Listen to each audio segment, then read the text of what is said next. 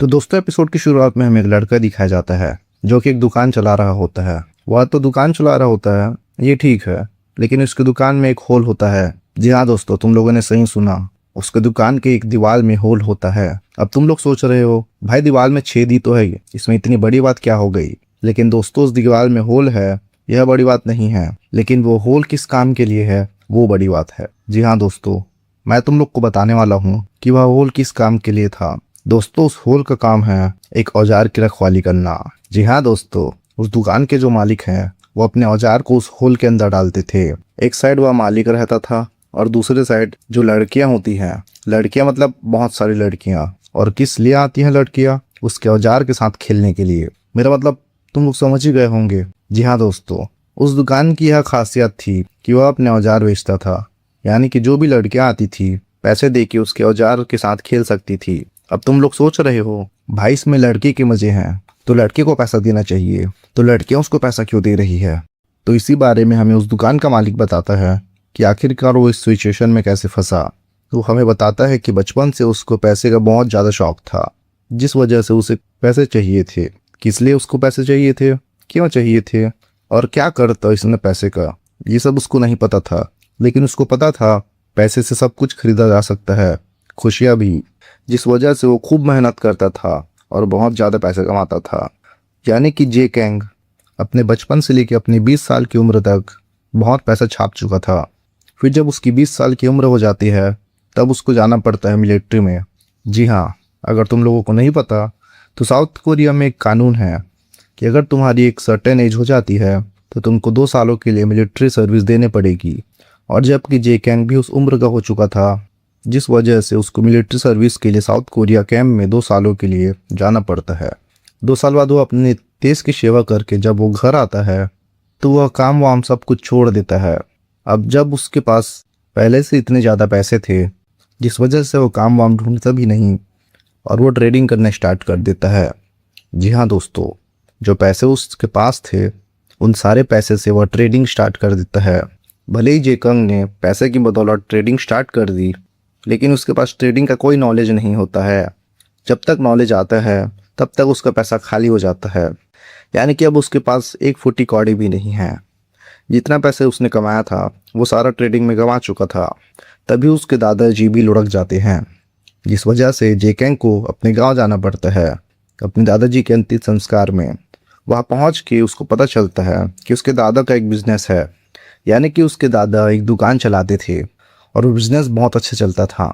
जब जेकैंग को इस बारे में पता चलता है और उसकी दादी उसको बोलती है कि उसको शहर जाने की कोई ज़रूरत नहीं, वो अपने दादाजी का बिज़नेस आगे बढ़ाएगा। ये सुनकर जेकैंग पहले मना कर देता है, लेकिन एक तो पहले से वो अपना सारा पैसा गंवा चुका था, ऊपर से उसके पास शहर में कुछ काम भी नहीं था। जिस वजह से वो डिसाइड करता है कि वह गाँव में ही रुकेगा और अपना दादा का बिज़नेस आगे बढ़ाएगा। उसके बाद जब बिज़नेस को चलाने की बारी आती है, उसके बाद जब बिज़नेस को चलाने के लिए वो अपने दादा के दुकान जाता है, वह देखता है कि उसके दादा के दुकान में एक द होल नाम की सर्विस है। जी हाँ दोस्तों, तुम लोग सही सुन रहे हो। जेकैंग जब उस दुकान पहुंचता है तो वो सुनता है उस दुकान को चलाने के अलावा भी एक सर्विस दी जाती है। उस सर्विस का नाम द होल है। द होल नाम की सर्विस सुनकर तुम लोग को अभी तक पता चल ही गया होगा कि वो द होल नाम की सर्विस आखिरकार क्या चीज़ है। अगर नहीं तो थोड़ी देर में पता चल ही जाएगा। फिर चैप्टर 2 की शुरुआत होती है और हमें दिखाया जाता है एक खूबसूरत सी चीज़, और वह खूबसूरत सी चीज़ जेकैंग की आंटी होती है, जो कि बहुत ज़्यादा खूबसूरत होती है और साथ ही साथ वो जवान भी होती है। लेकिन वही बात करी जाए जेकैंग के अंकल की, तो जेकैंग के अंकल बहुत बूढ़ा होता है और वो इतना बूढ़ा हो चुका होता है कि वो किसी काम का नहीं होता। तुम लोग समझ गए हो ना मैं क्या कहना चाहता हूँ। अब तुम लोग सोच रहे होंगे कि वो इतना बुढ़ा है तो फिर उसकी जवान आंटी ने उसके अंकल से शादी क्यों की। तो भाई मैं तुम लोग को बताता हूँ इसके पीछे की बैक स्टोरी क्या है। तो दोस्तों, दरअसल बात ऐसी है कि जेकैंग की जो खूबसूरत आंटी है उसका कुछ भी लेना देना नहीं होता जेकैंग के अंकल के साथ। उसका कुछ भी प्यार व्यार नहीं था उसके अंकल के साथ। तो तुम लोग सोच रहे होंगे कि अगर प्यार व्यार नहीं था तो फिर उसने शादी क्यों करी। तो दरअसल बात ऐसी है, जेकैंग जिस गांव में रहता है इस विलेज में सिर्फ वही लोग हैं जो कि लड़के हैं, बाकी वहाँ पर और कोई भी आदमी नहीं है। जी हाँ दोस्तों, तुम लोग सही सुन रहे हो। उस विलेज में कोई भी लड़का नहीं है, सिर्फ लड़कियां हैं।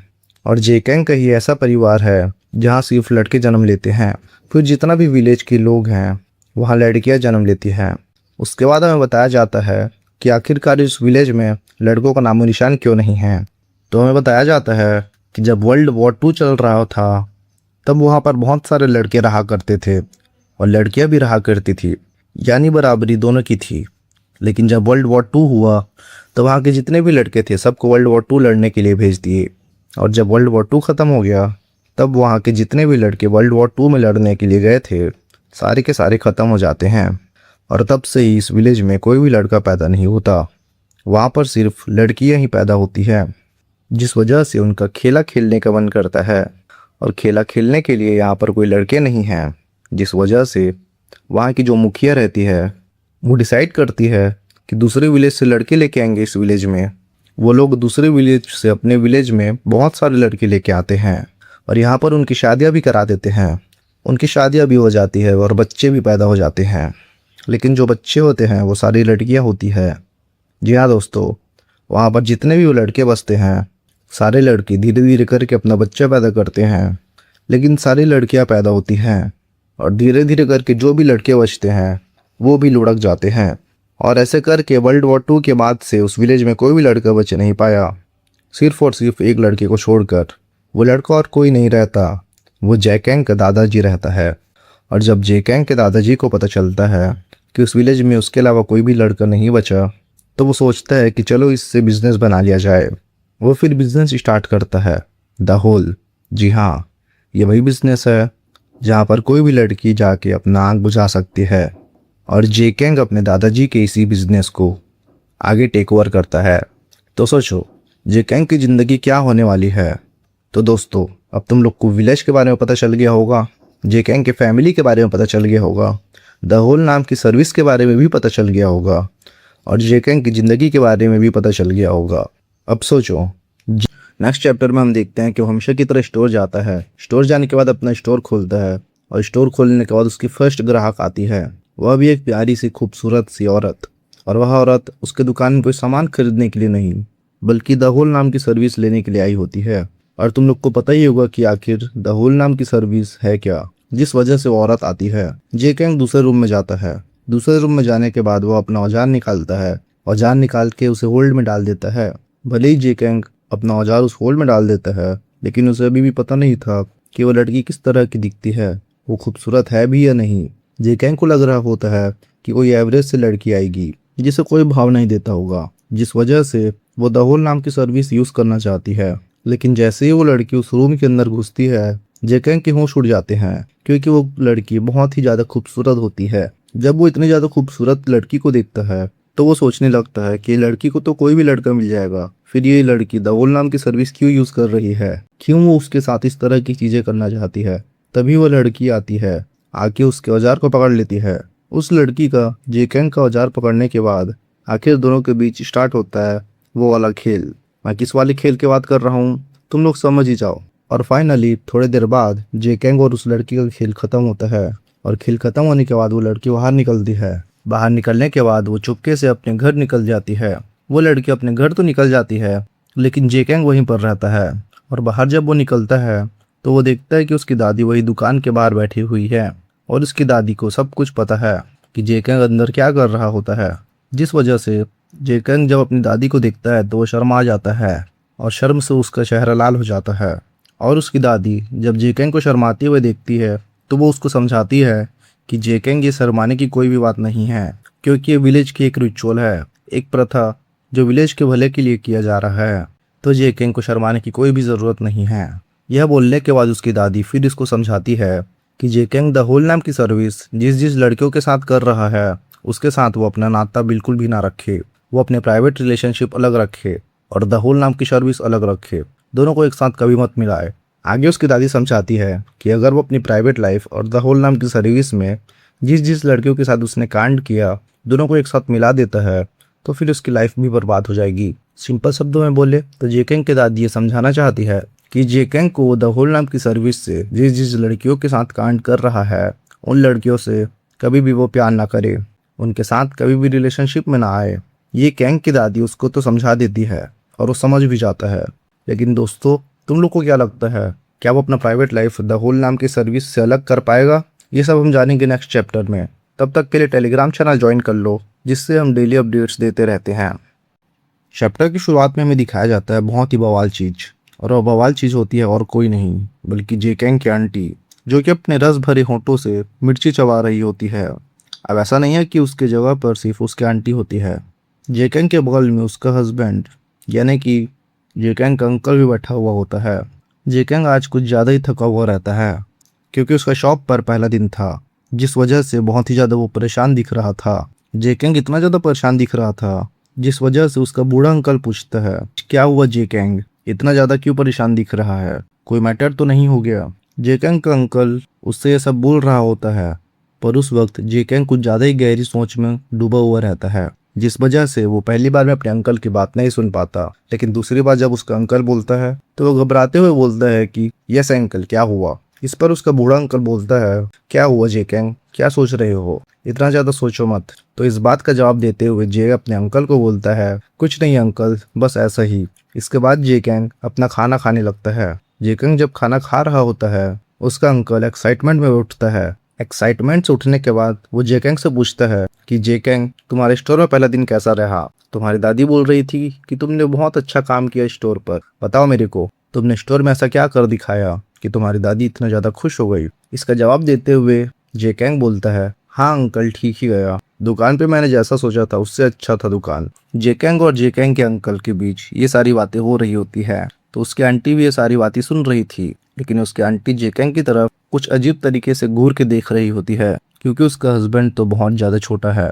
मतलब जेकैंग की आंटी को उसका हस्बैंड खुश नहीं कर पा रहा था। क्या मतलब जेकैंग के साथ उसकी आंटी कुछ कांड करने वाली है? अब इनका अगला दिन होता है। इसके अगले दिन में जेकैंग दुकान नहीं खोलता, क्योंकि उसको लग रहा होता है कि दुकान में वो जिस तरीके की चीजें कर रहा है वो सही चीजें नहीं कर रहा, और इसी वजह से जेकैंग आज दुकान नहीं खोलता है। जब जेकैंग की आंटी को इस बारे में पता चलता है तो वो जेकैंग के रूम में आती है। जेकैंग को उठाते हुए बोलती है कि जेकैंग, क्या मैं तुम्हारे रूम के अंदर आ सकती हूँ? मुझे तुमसे कुछ बात करनी है। तो इस बात का जवाब देते हुए जेकैंग अपनी आंटी से पूछता है, क्यों, क्या हुआ आंटी, आपको कुछ काम है मेरे से? इस बात का जवाब देते हुए उसकी आंटी बोलती है, हाँ जेकैंग, आज तुम दुकान नहीं गए तो क्या बात हो गई? तुम्हें कुछ प्रॉब्लम तो नहीं हो गई ना? कोई प्रॉब्लम है तो मुझसे बात कर सकते हो, मैं तुम्हें सलाह दे सकती हूँ। और दोस्तों, इसी के साथ ये एपिसोड खत्म होता है। उसकी आंटी किस तरीके की सलाह देने वाली बात कर रही थी, ये सब हमको जानने मिलेगा अगले एपिसोड में। तब तक के लिए सपोर्ट बनाए रखें और टेलीग्राम चैनल भी ज्वाइन कर लें। एपिसोड की शुरुआत में हम देखते हैं कि दोनों बातें कर रहे होते हैं। उसके बाद जिनी जेकैंग के रूम में घुसती है। जेकैंग के रूम में घुसने के बाद वो जेकैंग को थोड़ा सा परेशान देखती है, और वो जेकैंग से पूछती है कि जेकैंग, तुम्हें क्या हुआ, तुम आज दुकान क्यों नहीं गए, कोई प्रॉब्लम तो नहीं हो गई? जिसे सुनने के बाद जेकैंग अपनी आंटी को बोलता है, ऐसा कुछ बात नहीं है, बस थोड़ी सी प्रॉब्लम हो गई है जिसको वह उसे बता नहीं सकता। लेकिन उसकी आंटी फिर भी उससे पूछती है, क्या हुआ, तुम्हें जो भी प्रॉब्लम है वो मुझे बता सकते हो। उसको जो प्रॉब्लम है आंटी जीने की इतने ज़्यादा पूछने के बावजूद जेकैंग उसको कुछ नहीं बता सकता, तो वह उसे उठाती है और उठाने के बाद उसे टहलाने के लिए ले जाती है। आंटी जीनी जेकैंग को घुमाते हुए उसे ज़मीन दिखाती है। उसको उस ज़मीन को दिखाते हुए बताती है, ये सारी ज़मीन दिख रही है, वो सारी तुम्हारे दादाजी ने खरीदी है। तुम लोग सोच रहे होगे कि आंटी जीनी जेकैंग को उसके दादाजी के प्रॉपर्टी के बारे में क्यों बता रही है। जैसा तुम लोग सोच रहे हो वैसा जेकैंग भी सोच रहा होता है कि आखिरकार उसकी आंटी जी उसको उसके दादाजी के प्रॉपर्टी के बारे में क्यों बताती है। फिर उसकी आंटी उसको बताती है कि उसके दादाजी सिर्फ और सिर्फ वही दुकान चलाते थे जो कि आज भी कंगा चल रहा है, और उस दुकान को चलाते हुए उसके दादाजी ने सारी प्रॉपर्टी खरीदी है। आंटी जी ही जेकैंग को यह सब बताने के बाद आगे वो जेकैंग को पूछती है, जेकैंग, क्या तुम्हें पैसे पसंद है? तो इस बात का जवाब देते हुए जे अपने आंटी को बताता है, ऑफ कोर्स उसे पैसा बहुत ज़्यादा पसंद है, इतना ज़्यादा पैसा पसंद है कि उसने अपनी सारी ज़िंदगी बस पैसा ही कमाया है। आंटी जिन्ही जब जेकैंग से यह सुनती है तो जेकैंग को बोलती है, अगर जेकैंग तुमको पैसा इतना ज़्यादा पसंद है फिर तुम उस दुकान को क्यों नहीं चलाना चाहते हो? तो इस बात का जवाब देते हुए जेकैंग अपनी आंटी को बताता है कि कुछ ऐसी प्रॉब्लम हो गई जिस वजह से वो दुकान मुझे बिल्कुल भी पसंद नहीं आ रही, और मेरे को दुकान में बैठने का मन भी नहीं कर रहा। आंटी जी जेकैंग की ये बात सुनने के बाद वो उसे समझाती है, देखो जी, अगर तुमको पैसे कमाने हैं तो उस दुकान में जाओ, क्योंकि वहाँ इतना ज्यादा इनकम है कि तुम अपनी सातों पुश्तों को बैठा के खिला सकते हो। फिर वो जेकेंग को वो सारी प्रॉपर्टी दिखाती है जो उसके दादाजी ओन करते हैं, और यह भी बताती है कि अगर वो उस दुकान को चलाता रहेगा तो फिर जितने भी उसके दादाजी की प्रॉपर्टी है वो सारी जेकेंग के नाम हो जाएगी। जेकेंग जब से सारी चीजें सुनता है उसके मन में लालच उठने लगता है और वो डिसाइड करता है कि नहीं, अब जो कुछ भी हो जाए मैं संभाल लूंगा। जेकेंग अपने आप को ये बोलने के बाद वो डिसाइड करता है कि वो कल से दुकान में बैठेगा और दुकान को संभाल लेगा। अब तुम लोग सोच रहे हो कि आंटी जीनी का बेटा नहीं है, वो अगर अपनी सारी प्रॉपर्टी ले लेता है तो फिर उसके हस्बैंड और उसके पास बचेगा क्या? तो फिर आखिरकार क्यों आंटी जीनी अपने नेफ्यू यानी कि जेकेंग की मदद कर रही है उसको सारी प्रॉपर्टी हासिल करवाने में? क्या वो अपने हस्बैंड की मदद नहीं कर रही? ये सब हम जानेंगे आने वाले एपिसोड में। तब तक के लिए सपोर्ट बनाए रखे।